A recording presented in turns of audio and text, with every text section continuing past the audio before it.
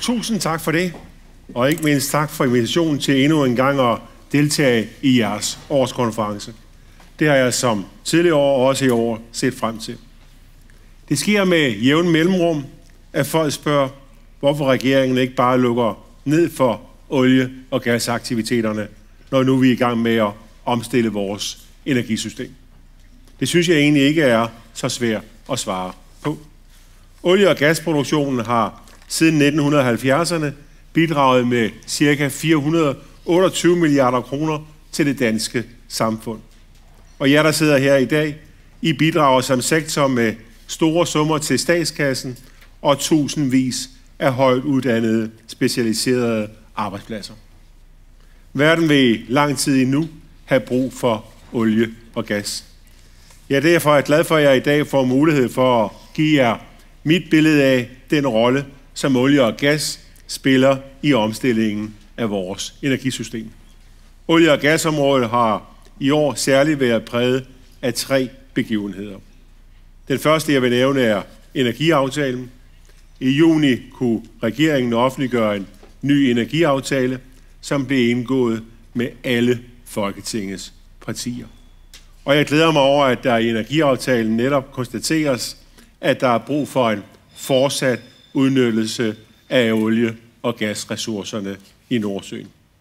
Det hænger godt sammen med vores fælles olie- og gasstrategi.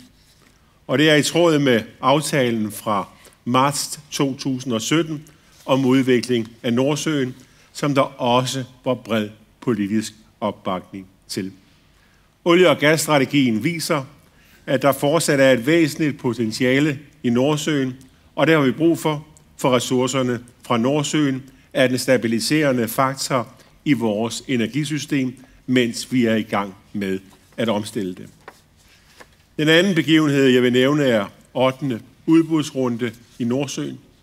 I juni havde jeg den glæde at åbne for licensansøgninger til efterforskning og indvinding i den danske del af Nordsøen.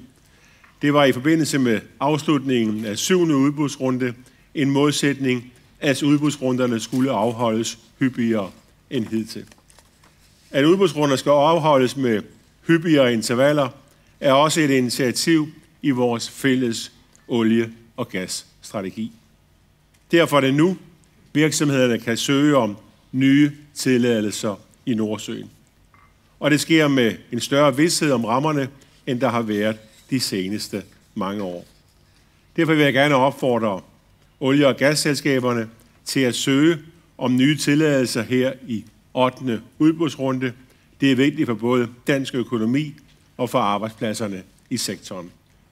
Når vi i dag blandt andet taler om ressourcerne i Nordsøen, så glæder det mig, at Danmark omtales som det land, der har den mest klimavenlige olieproduktion. Vi, det vil sige I, leverer olie og gas på den mest skånsomme måde, når man sammenligner jer internationalt. Det fortæller mig, at uanset hvad vi arbejder med i energisektoren, så har vi fokus på miljø og klima. Jeg vil gerne opfordre til, at vi holder fast i fokus på at fremme miljø- og klimavenlig olieproduktion. Det ved jeg, at I allerede bruger meget tid på at sikre, og det skal I have tak for. Den tredje begivenhed, jeg vil nævne, som jeg vil omtale, er regeringens beslutning om at stoppe for efterforskning og indvinding af olie og gas på land. Der er aldrig gjort kommercielle fund på land i Danmark, trods mere end 80 års søgning. Og det er vurderingen, at det ikke er sandsynligt, at vi finder olie og gas af betydning på land i Danmark. Derfor giver det mening at stoppe. Og lad mig på god ordens skyld understrege, at beslutningen ikke har indvirkning på offshore aktiviteter. Her er der ifølge olie- og gasstrategien stadig et markant potentiale tilbage på ca. 3 milliarder tønder olie. Inden for de seneste år er der også sket en del forandringer i landskabet. I februar blev salget af Mærsk Olie til Total godkendt. I september offentliggjorde Total, at de ønsker at købe Chevrons andel i DUC på 12%. Og i sidste uge offentliggjorde Noreco, at de ønsker at købe Shells andel i DUC på 36,8%. De fleste aktører i den danske Nordsø er i dag nogle andre end dem, der var her for få år siden. Tiden og udviklingen er for længst løbet fra vittighederne om skrupelløse oliebaroner i Dallas.